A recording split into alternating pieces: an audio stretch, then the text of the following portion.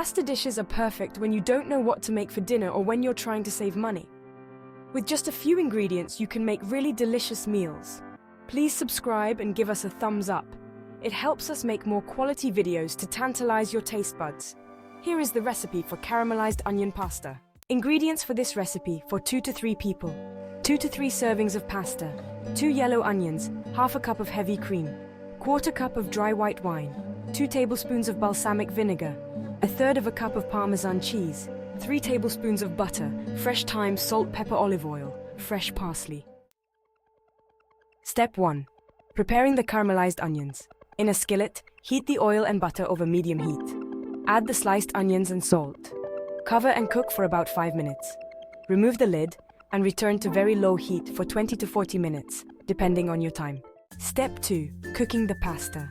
While your onions are caramelizing, heat the water for the pasta. Plunge the pasta into the boiling water. Don't forget to keep about 2 ladles of cooking water to bind the sauce later. Step 3. Finalizing the sauce. Once the onions are soft, return to high heat and deglaze with the vinegar and white wine. Add the thyme, salt and pepper.